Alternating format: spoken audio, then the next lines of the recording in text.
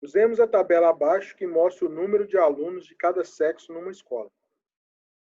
Sabendo que 52% dos alunos estão na turma A e 48% na turma B, escolhemos um estudante ao acaso. Qual a probabilidade de escolhermos um estudante do sexo feminino ou alguém da turma B? O professor está aqui falando e eu não estou tendo importância nenhuma, mas...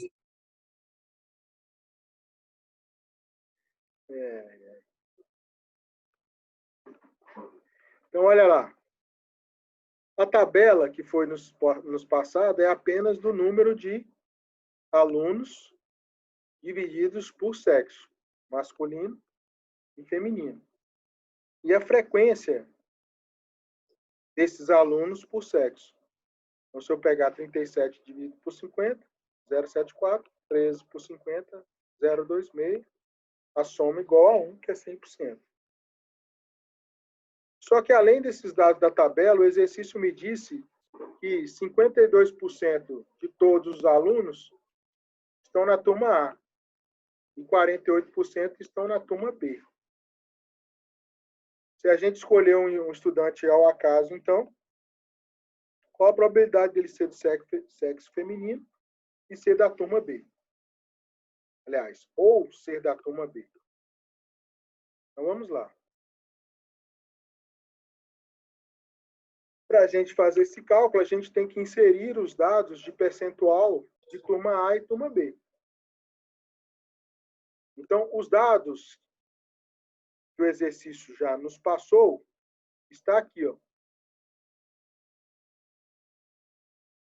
De um total de 50 alunos, 37 é do sexo feminino, 13 do sexo masculino.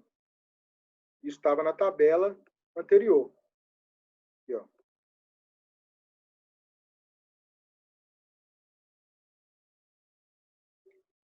Então, esses dados aqui, ó, de preto,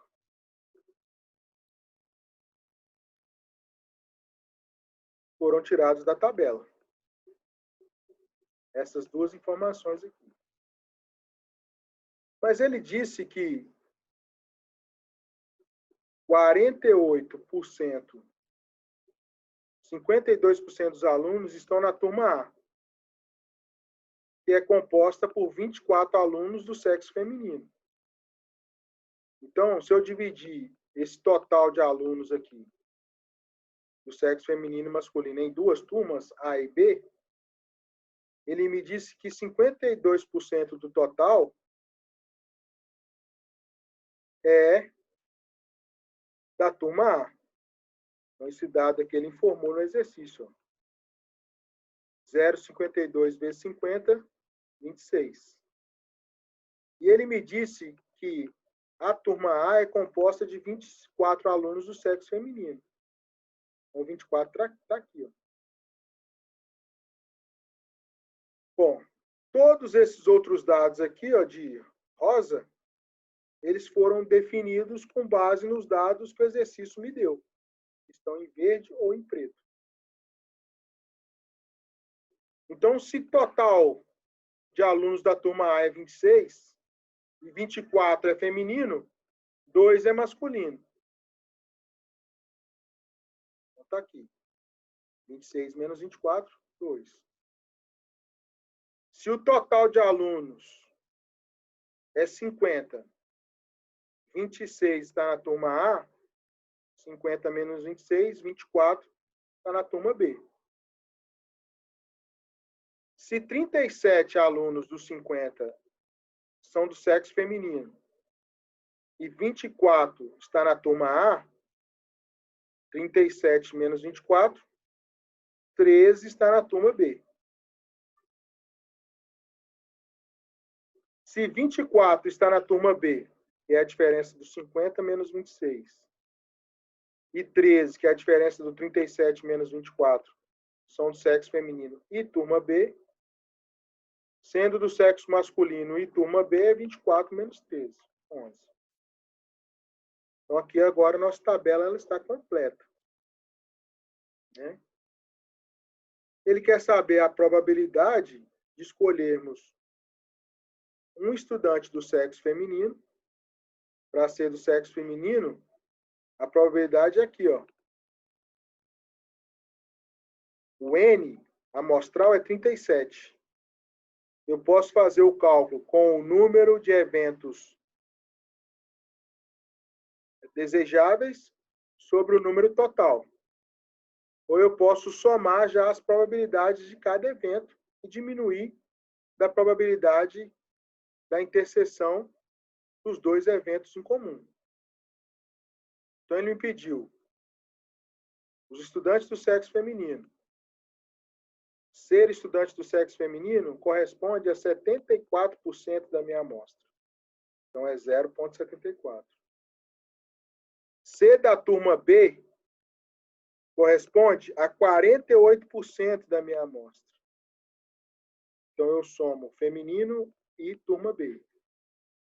Só que, na turma B, eu tenho 26% que é feminino. E já está computado aqui, ó.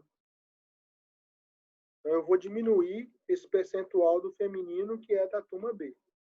Que são eventos em comum entre ser do sexo feminino e da turma B. Então, a minha probabilidade vai ficar 0,74 mais 0,48 menos 0,26. 0,96. Vezes 100 igual a 96%. Então, dentro dessa distribuição nessa escola, se eu sortear um aluno dentro dos 50, a probabilidade de ser do sexo feminino ou da turma B é de 96%. Tá? Qualquer outra probabilidade está dentro dos 4%. E é isso aqui, ó. Ser masculino ou ser da turma A. 4%. Tá bom? Bom, então essa é a probabilidade condicional, né? Ela está relacionada com uma condição ou uma probabilidade independente. Não está condicionada a nenhuma condição, né? Bom, o que acontece e que é mais importante para nós é que essas variáveis aleatórias elas podem apresentar o que a gente chama de distribuição de probabilidade. Então, quando a gente faz uma amostragem, essas variáveis, elas têm o seu resultado definido de forma aleatória. E essas variáveis podem ser distribuídas, então, numa tabela de probabilidade. A variável aleatória é definida como sendo a variável x, quando para todo número real,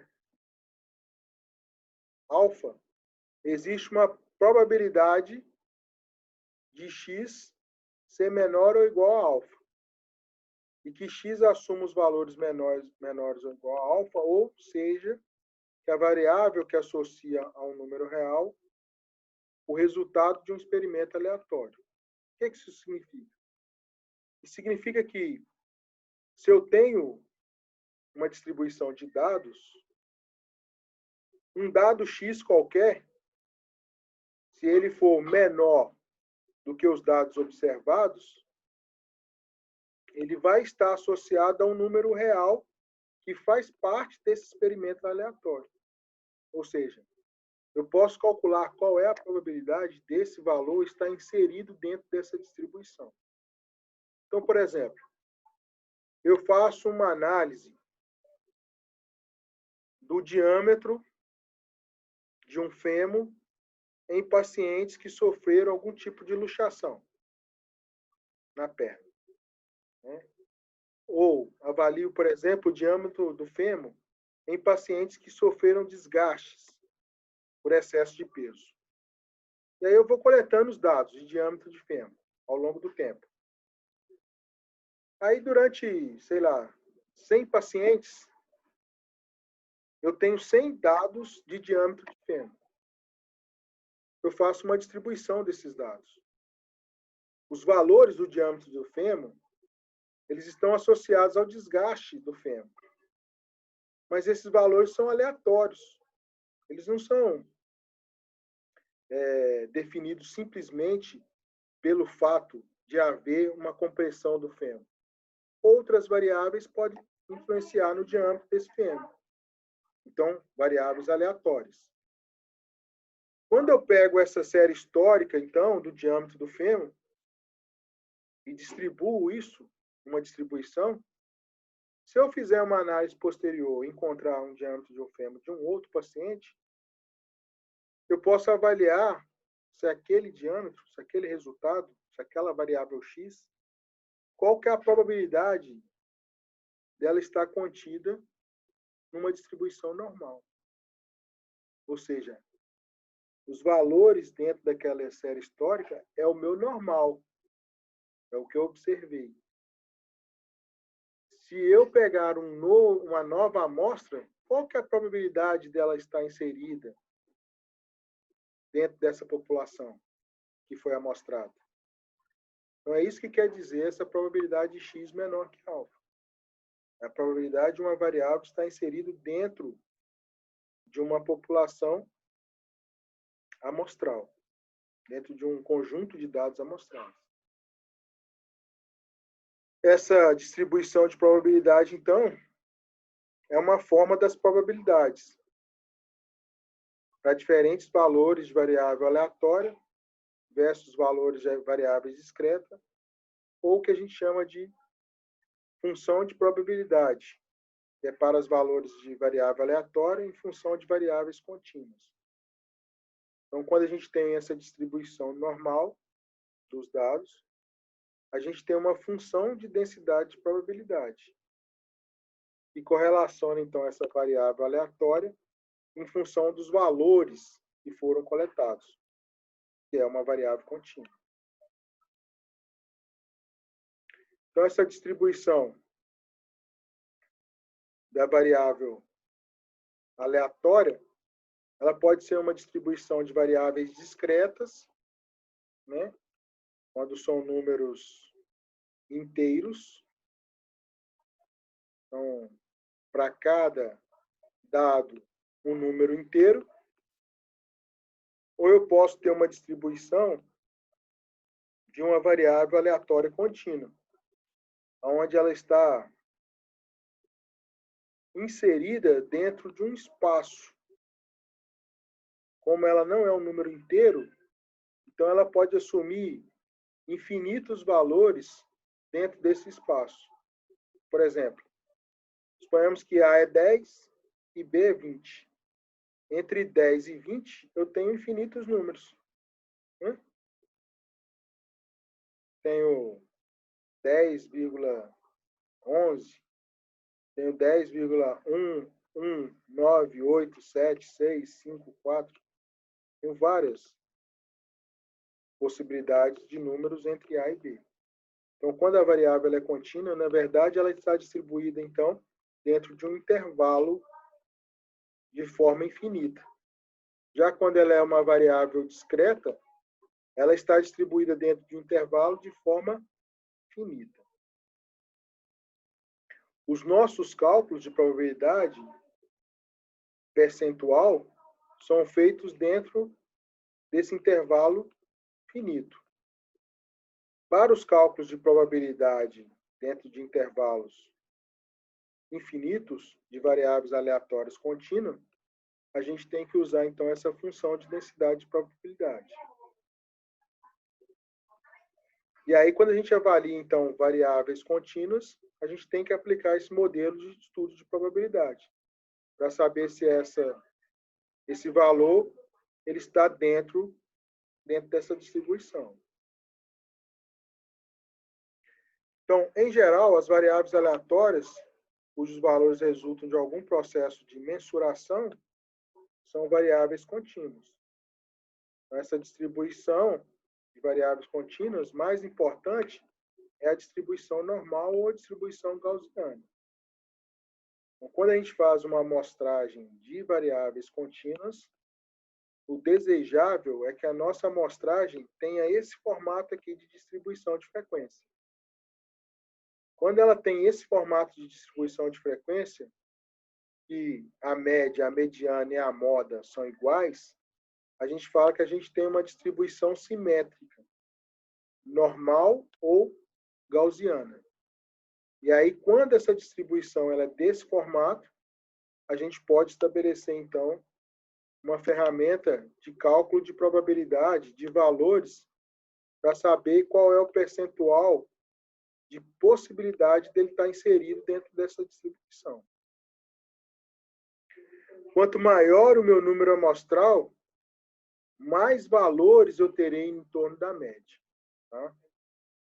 Então, quando eu faço uma avaliação, uma coleta de dados amostrais, eu tenho um valor médio desses dados. Quanto maior o meu número de dados, maior será a probabilidade desses dados estarem em torno da média. Menor a probabilidade que eles estejam afastados. Dados afastados da minha média são dados que foram gerados de forma aleatória. São dados que foram gerados ao acaso por algum erro ao acaso e que atrapalham os meus valores médios, né?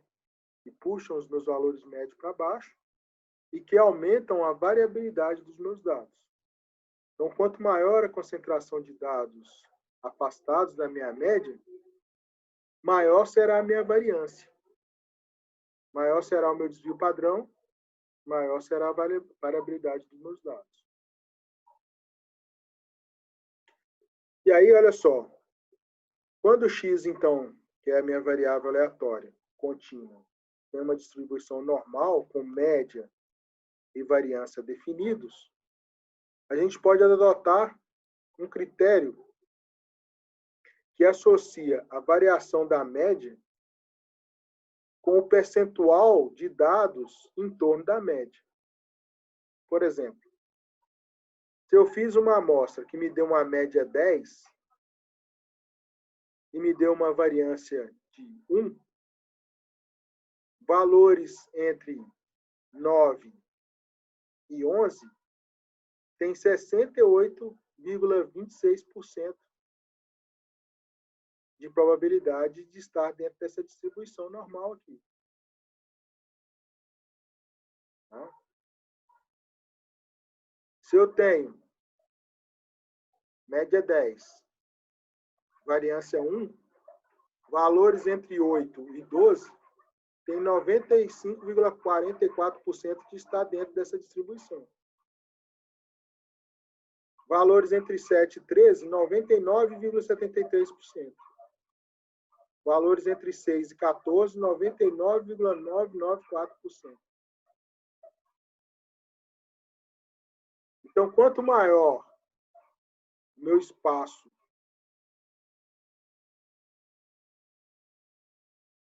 entre valores médio da minha média, maior será o meu percentual de probabilidade dele estar presente dentro da distribuição. Valores afastados da minha média têm maior possibilidade de estar dentro da minha distribuição do que valores próximos da minha média. Bom, quando x, então, tem uma distribuição normal com média e variância desconhecidos, é necessário a gente fazer uma padronização da distribuição. E aí a gente adota valores de média igual a 0 e de variância igual a 1. E a variável x, ela é definida por um termo que a gente usa aqui, que é o valor de z. Esse valor de z é o valor da variável menos a média dividido pela minha variância. Então, eu posso estimar a probabilidade dos valores nos extremos da curva. Quando a minha média e a minha variância é conhecida, eu posso usar essa relação. entre o valor da média mais ou menos a variância e o percentual do valor está dentro ou fora da minha distribuição. Quando os valores são desconhecidos, eu tenho que usar essa fórmula aqui. Tá? E aí eu vou calcular, então, a probabilidade, dos valores estarem presentes dentro dessa distribuição, principalmente os valores mais extremos da minha probabilidade. Então, é o que o exercício nos mostra aqui. Ó. Suponha que a espessura média de arruelas produzidas em uma fábrica tem uma distribuição normal com média 11,15 milímetros e desvio padrão de 2,24 milímetros. Qual a porcentagem de arruelas que tem espessura entre 8,70 e 4,70 milímetros? Então, se eu pegar essa tabela aqui, ó, a minha média do exercício é 11,15, meu desvio padrão 2,24.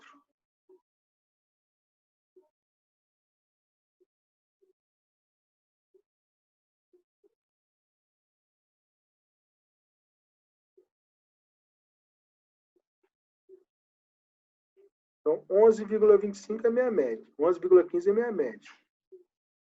Se eu pegar aqui 11,25 mais 2,24,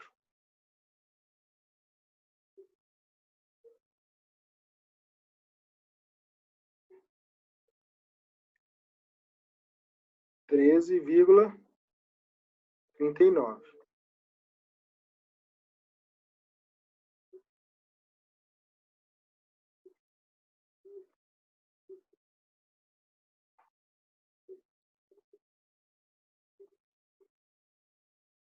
E aqui,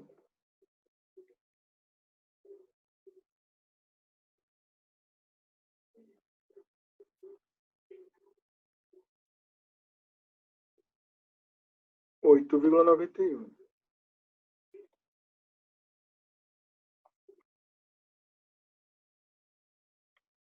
Então, a possibilidade de uma arruela ter uma medida entre 8,91 e 13,39 é de 68,26%. Então, a probabilidade de uma arruela ter um valor aqui dentro desse intervalo é 68,26%. Porém, ele quer saber qual é a probabilidade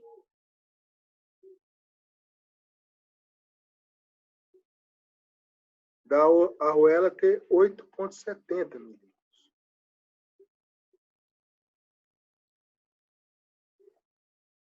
Então, 8,70 é ainda menor do que 8,91. Então, se eu diminuir mais uma variância,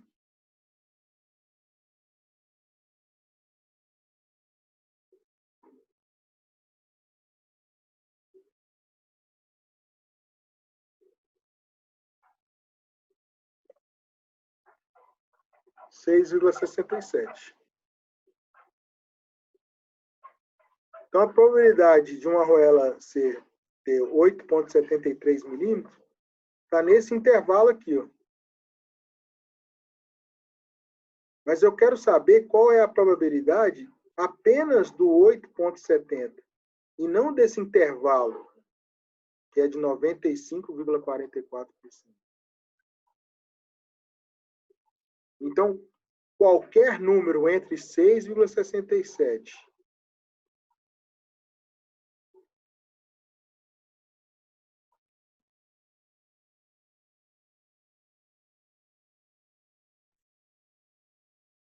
e 15,63, qualquer número entre 6,67 e 15,63 está dentro dessa probabilidade, 95,44%. Mas eu quero saber só do 8,70. Então, só do 8,70 Aí eu tenho que aplicar essa fórmula matemática. E aí, depois que eu calculo o meu valor de Z, eu vou numa tabela de distribuição normal padrão para conferir o meu Z tabelado. Qual é o valor da minha probabilidade? Através de uma tabela. Então, como é que eu resolvo esse exercício? Bom, basta eu pegar o valor da minha variável, que é o 8,70, menos o valor da minha média, 11,15. Dividir pelo valor da minha variância, 2,24. Vou achar o valor de Z1 menos 1,09. Menos 1,09. Pego a probabilidade para 14,70. Pego 14,70 menos a média dividido por 2,24. 1,58. Aí eu venho aqui na tabela e faço a consulta dos valores modulares, sem sinal. Então, 1,09 tem 1,0 mais 0,09. Então, se eu somar esses dois aqui, ó, 1 mais 0,09, eu tenho 1,09. 0,8621. Para 1,58, eu tenho 1,5 mais 0,08. 1,58, 0,9429. Então, a probabilidade de dar 8,70, eu tenho a área para Z maior do que 1,09, é 0,8621. Ou seja, 86,21%.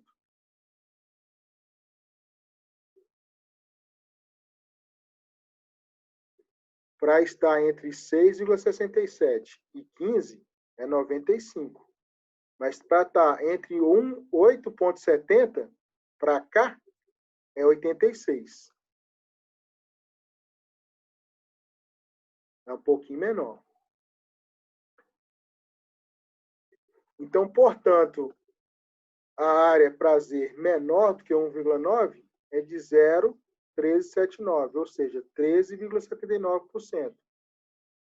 Então, o que falta para completar 100% aqui, 100% é o intervalo de 8,70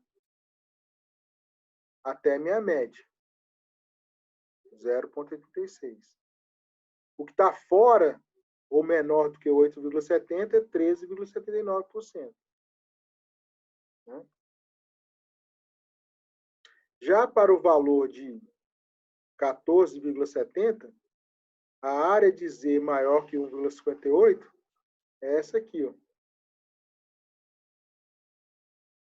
Desculpa, para Z maior que 1,58 é essa aqui. Que é 1 menos o valor da probabilidade que tem do valor estar até 14,70. Então, valores de arruela até 14,70, até Z 1,58, tem 94,29% de chance de estar dentro da distribuição. Acima de 14,70, a chance é de 5,71%. Valores até 8,71 tem 86,21% de estar aqui dentro.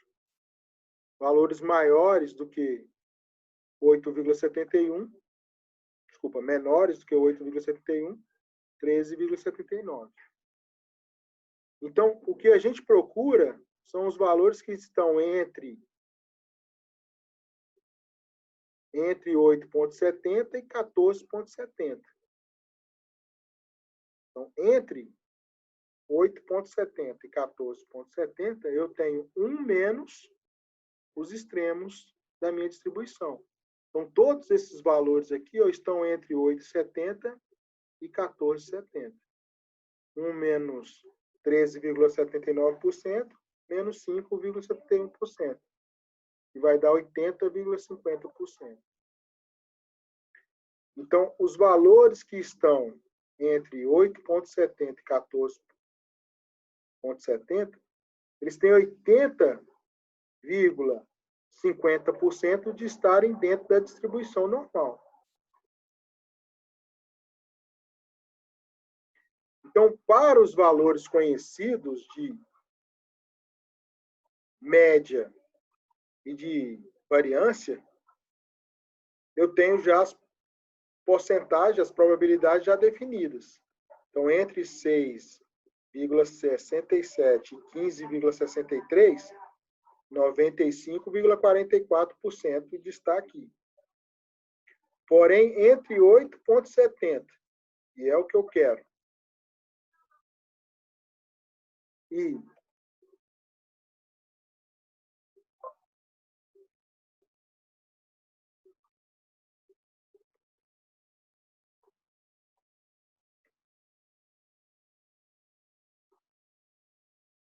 14,70, que está aqui dentro desse intervalo, entre 8,70 e 14,70, eu tenho 80,50% de chance. Então, esse valor de Z, que a gente calcula em função da variável aleatória, é utilizado para a gente estimar a incerteza da variável aleatória dentro da minha distribuição normal, né? Então, eu fiz lá uma avaliação, coletei os dados de espessura média das arruelas. Montei lá a minha distribuição normal. Me deu a média e me deu a variância. Só que eu quero utilizar um intervalo entre 8,70 e 14,70, que é um intervalo que não é de média mais desvio padrão conhecido. É um intervalo diferente. Então, eu tenho que calcular os valores de Z e recorrer à tabela de Z para definir, então, o percentual de probabilidade das variáveis com essa espessura estarem dentro da distribuição normal.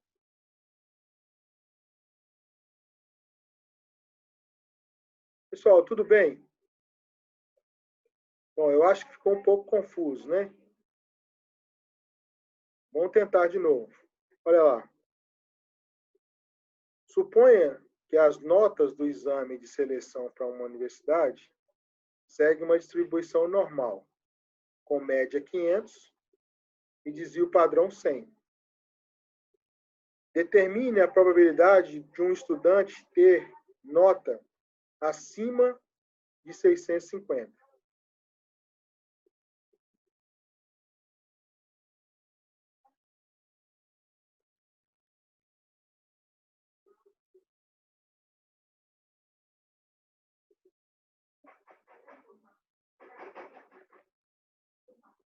Então, vamos lá, olha só.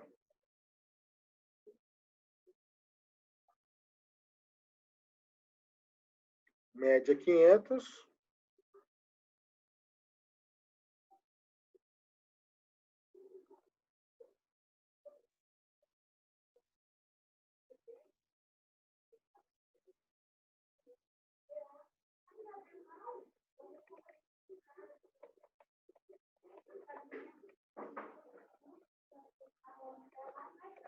Seiscentos.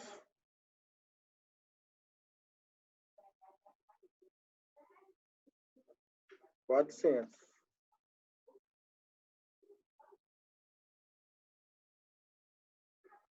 300.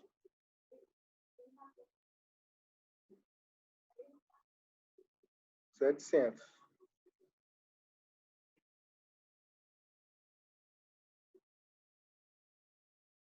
200. 800. Olha lá.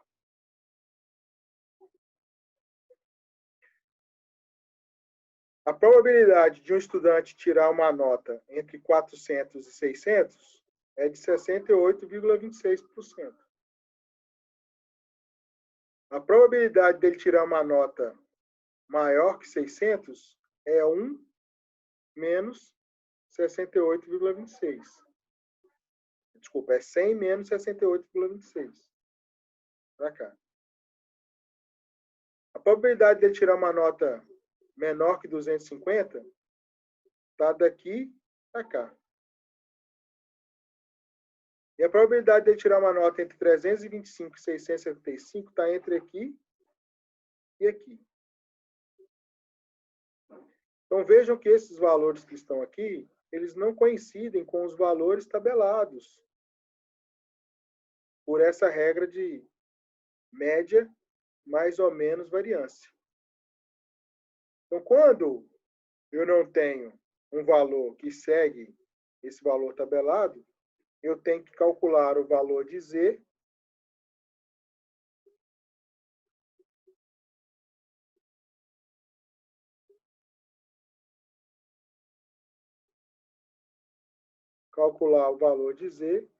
para eu poder chegar, então, no valor das minhas probabilidades. Então, eu vou aplicar a fórmula Z igual a variável menos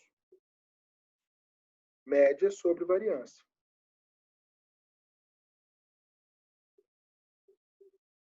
Então, vamos lá. Acima de 650.